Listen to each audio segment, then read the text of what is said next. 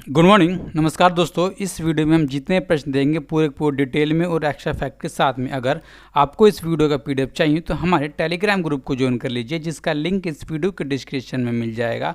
आप आसानी से डाउनलोड कर पाएंगे। तो चलिए ज़्यादा समय लेते हुए चालू करते हैं आज की वीडियो का पहला प्रश्न।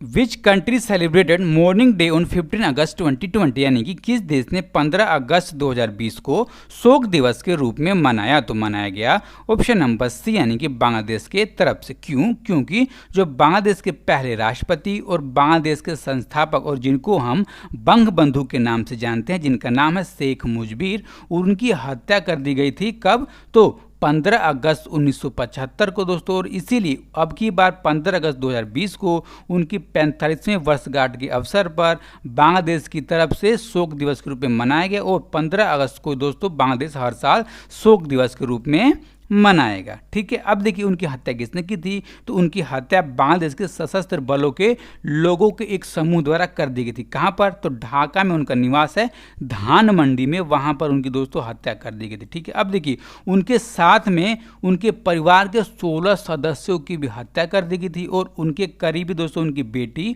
और बांग्लादेश की वर्तमान में प्रधानमंत्री हैं शेख हसीना तथा उनकी बहन, वो तीनों दोस्तों बच गए थे। क्यों बच गए थे? इस कारण से क्योंकि ये बांग्लादेश यानी कि विदेश में थी दोस्तों, क्योंकि ये बांग्लादेश में नहीं थी, इसलिए ये बच गए थे। अगर वहाँ पे रहती तो ये भी मर जाती। अब देखिए दोस्तों, जब बांग्लादेश से वो आज़ाद कब हुआ था? तो बांग्लादेश दोस्तों 1971 में आज़ाद हुआ था। किससे? तो ये आज़ादी मिली थी उसकी पाकिस्तान से। ठीक है दोस्तों, जब भारत अलग हुआ था तब पाकिस्तान पूर्वी पाकिस्तान और पश्चिमी पाकिस्तान के रूप में था। और पूर्वी पाकिस्तान को हम अब दोस्तों जो बांग्लादेश बन गया उसके नाम से जानते थे। ओके, अब हम जानेंगे किसके बारे में? तो बांग्लादेश के बारे में। दोस्तों जो बांग्लादेश है उसकी राजधानी कहाँ है? ढाका। प्राइम मिनिस्टर शेख हसीना, राष्ट्रपति अब्दुल हामिद और मुद्रा चलती वहाँ पर टका। ओके। और दोस्तों जो भारत की सबसे बड़ी जो अंतर्राष्ट्रीय सीमा लगती है वो बांग्लादेश के साथ ही लगती है। ओके। और सबसे छोटी किसके साथ लगती है? तो अफगानिस्तान के साथ सबसे छोटी सीमा लगती है। ओके। नेक्स्ट क्वेश्चन 2 नंबर के लिए। और उससे पहले अगर हमारी वीडियो अच्छी लगी दोस्तों तो वीडियो का भी लाइक कीजिएगा, और अगर अच्छी ना लगे तो डिसलाइक कर दीजिएगा। आपने डिसलाइक क्यों किया ये अवश्य बताइएगा कमेंट बॉक्स में। और दोस्तों जिस दोस्त ने चैनल को सब्सक्राइब नहीं किया अभी चैनल को सब्सक्राइब कर ले और वीडियो को ज़्यादा लोगों तक पहुँचाने के लिए शेयर कर दें। Okay. Who will produce and market Sputnik V, the world first registered corona virus vaccine together with Russia, यानी कि रूस के साथ मिलकर दुनिया के पहले पंजीकृत corona virus vaccine Sputnik V का उत्पादन और विपणन कौन करेगा? दोस्तों करा जाएगा ऑप्शन नंबर बी, यानी कि ब्राजील मिलकर करेगा रूस के साथ में। ठीक है दोस्तों, जैसे हम जानते हैं कि कोरोना वायरस की पहली वैक्सीन स्पुतनिक वी किसने बनाया इसको? तो इसको बनाया है रसिया ने। अब देखिए दोस्तों रसिया ब्राजील के साथ मिलकर के इसका उत्पादन करेगा, इसको बनाएगा और इसको बेचने का काम करेगा। अब देखिए दोस्तों इन्होंने अपने मार्केट बांट लिए कहाँ कहाँ पर? तो दोस्तों जो ब्राजील के आसपास के देश हैं, यानी कि दोस्तों जो उत्तरी अमेरिका दक्षिण अमेरिका में जितने भी देश आएंगे उसको ब्राजील बेचने का काम करेगा, और जितने भी दोस्तों महादेश बच गए उसको रूस बेचने का काम करेगा बना करके। ठीक है दोस्तों, अब देखिए जो ये वैक्सीन है स्पुतनिक वी नाम की, इसके ऊपर दुनिया के जितने वैज्ञानिक हैं वो दोस्तों संदेह कर रहे हैं। संदेह क्यों कर रहे हैं? क्योंकि इसके ट्रायल के ऊपर, क्योंकि दोस्तों इसके ट्रायल में सबसे कम समय लिया गया और केवल 38 लोगों के ऊपर ही ट्रायल किया गया था। दोस्तों कब किया गया था? तो 18 जून को ट्रायल किया गया था। और दोस्तों जो इसकी पहली खुराक थी वो 15 जुलाई को दी गई थी और दूसरी खुराक दी गई थी 20 जुलाई को दोस्तों। ठीक है। और इसको लॉन्च कर दिया गया था। कब किया गया? रूस की तरफ से।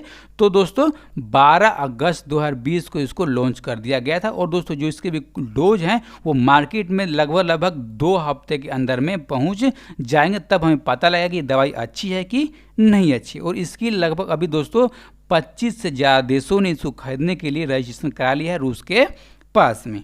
ओके। अब देखिए दोस्तों हम जानेंगे किसके बारे में? तो बारी बारी से जानेंगे हम ब्राजील और रूस के बारे में। पहले ब्राजील के बारे में। तो ब्राजील दोस्तों इसकी राजधानी क्या है? ब्राजीलिया। इसके राष्ट्रपति दोस्तों जायर बोल्सोनारो, और मुद्रा दोस्तों वहाँ की रियल नाम की मुद्रा है। ओके दोस्तों, अब हम देखेंगे किसके बारे में? तो रूस के बारे में। रूस यानी कि राजधानी मॉस्को। प्रधानमंत्री मिखाइल मिशुस्टिन, राष्ट्रपति व्लादिमीर पुतिन और मुद्रा रूसी रूबल। अब देखिए दोस्तों, मैंने आपको बताना भूल गया कि जो स्पुतनिक वी नाम की जो वैक्सीन है, इसका पहला डोज व्लादिमीर पुतिन जो राष्ट्रपति हैं रूस के, इन्होंने अपनी बेटी को दिया था। ठीक है दोस्तों, क्यों दिया था? क्योंकि जो वैज्ञानिक इसके ऊपर संदेह कर रहे थे, संदेह दूर करने के लिए। ओके, नेक्स्ट क्वेश्चन देखते हैं। When did the Prime Minister announce the launch of the National Digital Health Mission? यानी कि प्रधानमंत्री राष्ट्रीय डिजिटल स्वास्थ्य मिशन के शुभारंभ की घोषणा कब की? तो इसकी घोषणा की गई ऑप्शन नंबर सी यानी कि 15 अगस्त 2020 को लाल किले की प्राचीर से भारत के पेंडम के प्रधानमंत्री नरेंद्र मोदी के तरफ से इसके बारे में बताया गया दोस्तों, और इसके बारे में घोषणा की गई। अब देखिए, जो राष्ट्रीय डिजिटल स्वास्थ्य मिशन है, ये मिशन है क्या? तो इस मिशन के माध्यम से दोस्तों जितने भी भारतीय लोग हैं उनको एक स्वास्थ्य की आईडी दी जाएगी, यानी कि दोस्तों हेल्थ की एक आईडी दी जाएगी। अब इस आईडी में दोस्तों जो छुपा होगा, क्या छुपा होगा? तो उस व्यक्ति से जुड़ी हुई जितनी भी बीमारियां होंगी, वो कौन कौन सी उसकी दवाएं चल रही हैं, कौन कौन सी रिपोर्ट चल रही हैं दोस्तों, और कहां कहां पर उसने दवाई कराया, सारी की सारी उसकी हेल्थ से जुड़ी हुई जानकारियां उस आईडी में दी हुई होंगी। अब देखिए, इससे फायदा क्या होगा? इससे फायदा ये होगा दोस्तों, अगर कोई व्यक्ति बीमार हो जाता है, ठीक है, वो डॉक्टर के पास चला गया तो कोई रिपोर्ट दोस्तों नहीं लेके आता था। तो पहले क्या होता था कि उनको फिर भेजा जाता था कि आप रिपोर्ट लेके आइए, तब आपका हम इलाज करेंगे। अब ऐसा नहीं होगा, सिर्फ कहा जाएगा आप हमारी आईडी देखिए, और डॉक्टर को सब कुछ उसके बारे में पता चल जाएगा और आसान से दवाई हो जाएगी। अब देखिए, इसकी आवश्यकता पड़ क्यों गई? इसकी आवश्यकता इसलिए पड़ गई कि कोविड-19 के संक्रमण को देखते हुए दोस्तों हमारे देश की जितनी भी स्वास्थ्य की लचर व्यवस्था है, वो उसका पोल खुल गया। ठीक है, और इसी को ठीक करने के लिए भारत सरकार ने इसको लॉन्च किया। अब देखिए, किसके तहत में इसको चालू किया गया दोस्तों? भारत सरकार की एक योजना है, आपको जानते होंगे, 5 लाख तक की हेल्थ इंश्योरेंस, क्या नाम है उसका? जन आरोग्य योजना, और इसको और नाम जानते हैं आयुष्मान भारत योजना। ठीक है दोस्तों, इस योजना के अंतर्गत में इस राष्ट्रीय डिजिटल स्वास्थ्य मिशन को लॉन्च किया गया। अब देखिए दोस्तों, एक तो ये मिशन है, अब देखिए इसका क्या नाम रखा गया जाए, ठीक है, इसका कैसा लोगो होना चाहिए और इसका क्या टैगलाइन होना चाहिए, और इसके लिए एक कॉन्टेस्ट लॉन्च किया भारत सरकार ने ऑनलाइन तौर पर। ठीक है, और इसमें जो भी जीतेगा, जिसका भी नेम, लोगो, टैगलाइन दोस्तों भारत सरकार चूज करेगी, उसको प्राइज के तौर पर 75,000 की राशि सरकार की तरफ से दी जाएगी। ओके, नेक्स्ट क्वेश्चन देखते हैं दोस्तों 4 नंबर के लिए।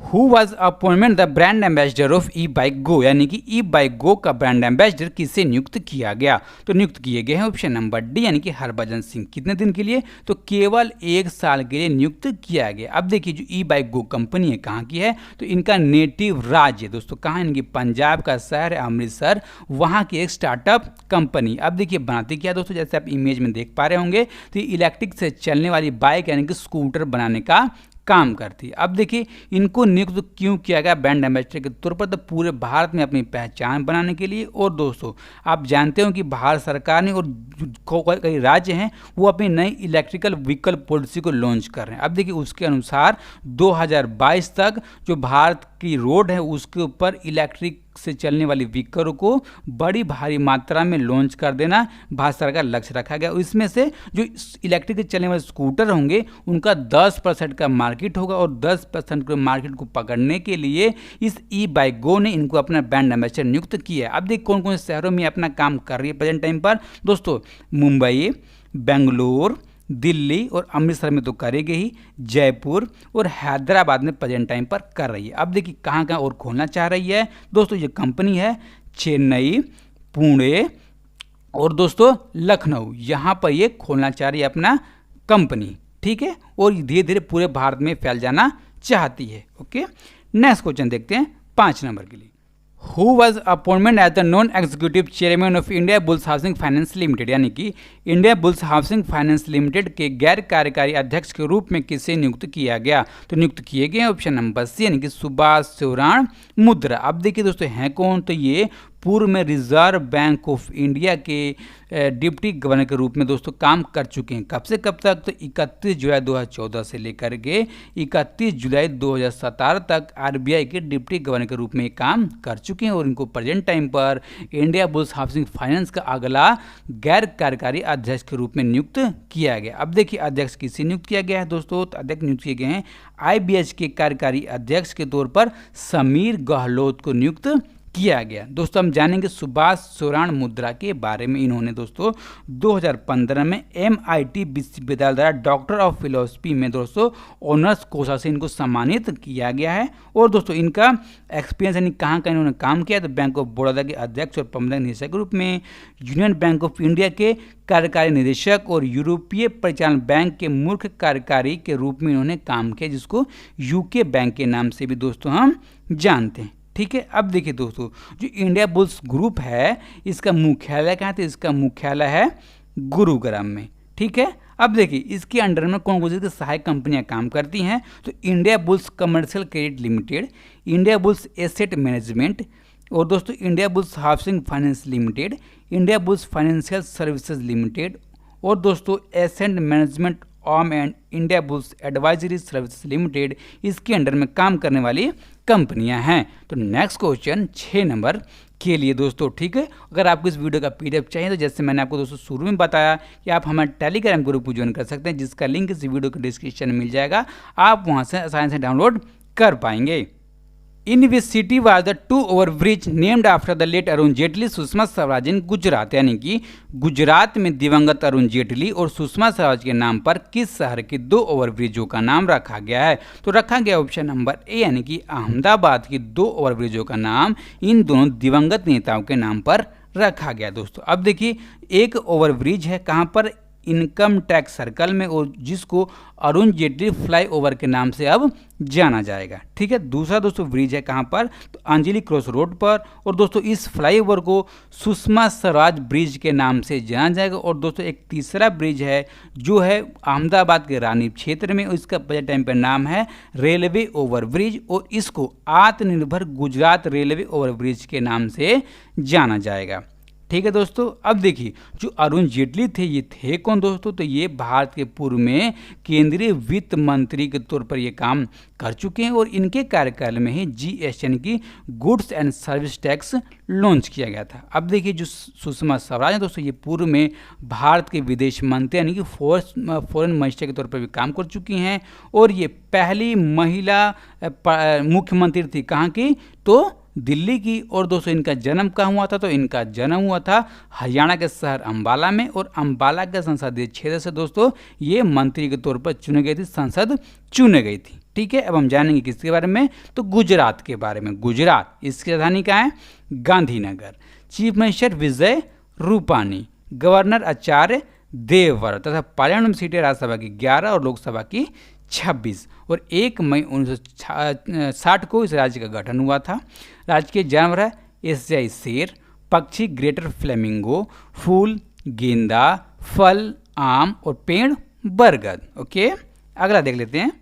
हाल ही में किन 2 भारतीय क्रिकेटरों ने अंतर्राष्ट्रीय क्रिकेट से संन्यास ले लिया है। दोस्तों इस प्रश्न के बारे में मुझे लगता है कि आपको सब कुछ पता होगा, आपको किसी भी चीज़ को बताने की जरूरत नहीं होगी, लेकिन ऐसे कुछ तथ्य हो सकते हैं जो आपको ना पता हो, आप देख लीजिए। अब देखिए इस प्रश्न का सही जवाब होगा, जैसे आप जानते हो, महेंद्र सिंह धोनी और सुरेश रैना। अब देखिए इन्होंने संन्यास की घोषणा करी कब, तो 15 अगस्त 2020 को। कैसे, तो केवल एक इंस्टाग्राम के पोस्ट के माध्यम से। अब देखिए सबसे पहले महेंद्र सिंह धोनी ने इसकी घोषणा करी, उसके 1 घंटे के बाद में सुरेश रैना ने भी इसकी घोषणा कर दी दोस्तों। ठीक है, अब हम जानेंगे एक एक करके इन दोनों खिलाड़ियों के बारे में। सबसे पहले महेंद्र सिंह धोनी के बारे में, जिनका जन्म 7 जुलाई 1981 को हुआ था। कहाँ पर, तो रांची में, और रांची राजधानी है झारखंड की। अब देखिए खिलाड़ियों को काफ़ी उपनाम पूछा जाता रहा, देखिए इनका उपनाम है माही, MSD और कैप्टन कूल के नाम से इनको हम जानते हैं। अब देखिए दोस्तों जब से ये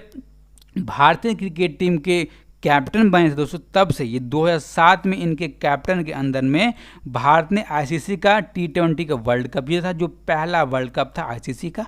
ठीक है, 2011 में इन्होंने 50 ओवर का दोस्तों वर्ल्ड कप जीता इनके कैप्टन के अंडर में, और 2013 में ICC का चैंपियन ट्रॉफी जीता इनके दोस्तों कैप्टन के अंदर में, और 2 बार 2010 और 2016 में इनके कैप्टन के अंदर में ही भारत ने एशिया कप जीतने का काम किया दोस्तों। अब देखिए इन्होंने टेस्ट में कब पदार्पण किया, तो 2005 में किसके विरुद्ध में, तो श्रीलंका के विरुद्ध में। ठीक है, और दोस्तों इन्होंने वनडे में 2004 में आए किसके विरुद्ध में? तो बांग्लादेश के विरुद्ध में। और दोस्तों ये 2006 में खेलना चालू किया T20 और साउथ अफ्रीका के विरुद्ध में यानी कि खिलाफ में दोस्तों, ठीक है। और दोस्तों ऐसे एकमात्र दोस्तों एक खिलाड़ी हैं जो कैप्टन होते हुए, विकेट कीपर होते हुए दोस्तों, बल्लेबाजी के तौर पर 10,000 से अधिक रन बनाने वाले दोस्तों एक खिलाड़ियों में से एक हैं। अब हम जानते हैं सुरेश रैना के बारे में, जिनका जन्म 27 नवंबर 1986 को उत्तर प्रदेश में हुआ था और इन्होंने अपने पहला टेस्ट 26 जुलाई 2010 को खेला था। अब देखिए इन्होंने अपने 200 टेस्ट में 768 रन बनाए हैं, ठीक है। और इन्होंने अपना पहला वनडे 30 जुलाई 2005 को श्रीलंका के विरुद्ध में खेला था दोस्तों, ठीक है। और इन्होंने अपने दोस्तों कितने मैच खेले हैं वनडे के? तो 226 मैच खेले हैं और 226 मैचों में इन्होंने 5,615 रन बनाए हैं अभी तक। और इन्होंने अपना पहला T20 का मैच 1 दिसंबर 2006 को खेला था। और इनको दोस्तों हम जानते हैं इनकी अच्छी फील्डिंग और इनकी अच्छी स्पिन गेंदबाजी के बदौलत, ठीक है। नेक्स्ट क्वेश्चन देख लेते हैं 8 नंबर के लिए। प्रधानमंत्री, राष्ट्रपति और वीवीआईपी गणमान्य व्यक्तियों के लिए बोइंग 777 300 ERS विमान भारत किस देश से खरीदेगा? दोस्तों खरीदेगा ऑप्शन नंबर बी यानी कि अमेरिका से। अब देखिए जो विमान है भारत में अगले महीने यानी कि सितंबर में आ जाएगा और उसको लाने के लिए जो इसके अधिकारी हैं वो अभी से निकल जा चुके हैं अमेरिका के दौरे पर दोस्तों, ठीक है। अब देखिए इसको लेकर कौन आएगा? तो एयर इंडिया के 2 पायलट है वो लेकर नहीं आएंगे। जो भारतीय एयरफोर्स यानी जो इंडियन एयरफोर्स के पायलट हैं उनको जिम्मेदारी दी गई है इसको लेकर आने की अमेरिका से भारत में दोस्तों, ठीक है। अब देखिए इसमें कौन कौन से तकनीक लगाए गए हैं? तो इसमें दोस्तों एक अत्याधुनिक मिसाइल डिफेंस सिस्टम भी लगाया गया है। क्यों लगाया गया दोस्तों? क्योंकि जैसे हम जानते हैं कि जो हमारे वीवीआईपी गणमान्य व्यक्ति होते हैं, प्रधानमंत्री, राष्ट्रपति, उनकी सुरक्षा कितनी जरूरी है और उन पर हमला भी कितना हो सकता है, तो उनको बचाने के लिए इसमें अत्याधुनिक मिसाइल डिफेंस सिस्टम लगाया गया है जिसको हम large aircraft infrared counter messrs और सेल्फ प्रोटेक्शन न्यू सूट के नाम से भी हम जानते हैं दोस्तों, ठीक है। कब तक आएगा? तो अगले महीने सितंबर तक ही आएगा। किसके लिए? प्रधानमंत्री, राष्ट्रपति और वीवीआईपी के लिए। और इस विमान का क्या नाम है? तो बोइंग 777 300 ERS विमान का नाम है, ओके। Next question.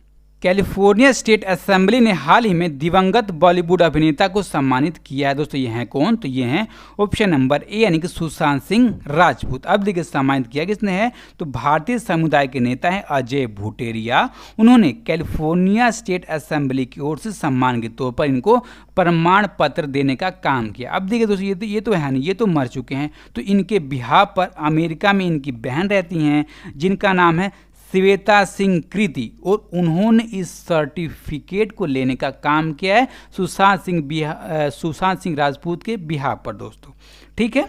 अब देखिए इन्होंने जानकारी दी कैसे? तो इन्होंने जानकारी इंस्टाग्राम पोस्ट के माध्यम से दी। जो आपको इमेज देख पा रहे, फोटो देख पा रहे और इसी फोटो के माध्यम से ये जानकारी दी गई थी इनके द्वारा। अब देखिए दोस्तों इस पोस्ट में उन्होंने लिखा था कि भारत के स्वतंत्रता दिवस के मौके पर कैलिफोर्निया ने मेरे भाई सुशांत सिंह राजपूत के समाज के योगदान को सराहा है। और दोस्तों कैलिफोर्निया हमारे साथ है, क्या आप हमारे साथ हैं? ठीक है, कैलिफोर्निया आपके सपोर्ट का शुक्रिया। और इन्होंने हैशटैग भी कुछ लगाया दोस्तों। कौन से हैशटैग? तो global prayers for SSR, hashtag warriors for SSR, hashtag CBI for SSR और हैशटैग गोदी विश अस। इन हैशटैग के माध्यम से अपने सोशल मीडिया पोस्ट में इसको दोस्तों जानकारी दी गई। अब देखिए जो हम जानते हैं सुशांत सिंह राजपूत दोस्तों, इन्होंने आत्महत्या करी थी कब?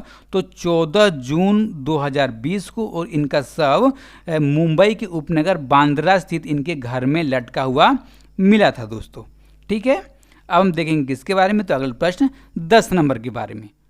अलीगढ़ म्युनिसिपल कॉरपोरेशन अपॉइंटमेंट्स इस फर्स्ट ब्रांड एम्बेसडर, यानी कि अलीगढ़ नगर निगम ने अपना पहला ब्रांड एम्बेसडर किसे नियुक्त किया है? तो नियुक्त किया गया है ऑप्शन नंबर डी यानी कि शाहजहान मुजीब को। ये हैं कौन? तो ये इंडियन आइडल सीजन 11 के फाइनलिस्ट हैं और ऑस्कर नॉमिनेटेड प्लेबैक सिंगर हैं दोस्तों, ठीक है। और इनको अपना पहला ब्रांड एम्बेसडर अलीगढ़ नगर निगम की तरफ से बनाया गया है और इनको स्वच्छ भारत मिशन के अंतर्गत में बनाया गया है। और दोस्तों ये नेशनल और इंटरनेशनल तौर पर अलीगढ़ नगर निगम के ब्रांड एम्बेसडर के तौर पर काम करेंगे। और दोस्तों ये एक संगीतकार और संगीत निर्देशक है और इनके फिल्म को एक गुजराती फिल्म है गेरा, और इस फिल्म को राष्ट्रीय फिल्म पुरस्कार से भी नवाजा जा चुका है दोस्तों, ठीक है। जो अलीगढ़ नगर निगम है एक नागरिक निकाय है और इसको उत्तर प्रदेश नगर निगम अधिनियम के तहत 1956 के तहत में दोस्तों नगर निगम बनाया गया था, ठीक है। अब हम जानेंगे किसके बारे में दोस्तों, जो हमने पिछले वीडियो में प्रश्न पूछा था। क्या पूछा था कि मलाला दिवस निम्न में से किस दिन मनाया गया। दोस्तों ये मनाया गया ऑप्शन नंबर डी यानी कि 12 जुलाई को, और ये पहली बार मनाया गया था, ठीक है। अब देखिए दोस्तों इस प्रश्न का सही जवाब किसने दिया है। इस प्रश्न का एकदम सही जवाब दिया है विजय कुमार, कुणाल कुमार सिंह, पूजा पाठक, शक्ति कुशवाहा, भोला शंकर, वाल्मीकि कुमार, छोटू आर्यन और अमन कुमार। इन सब दोस्तों ने इस प्रश्न का सही जवाब दिया है। अब हम देखेंगे आज का प्रश्न और जिसका जवाब आपको कमेंट बॉक्स में देना है और जितना भी आपको पता होगा सारा का सारा दोस्तों आप लिख दीजिएगा, ओके। और अपने और अपनों का ख्याल रखिए और इसी तरह तैयारी करते रहिए। नमस्कार, धन्यवाद।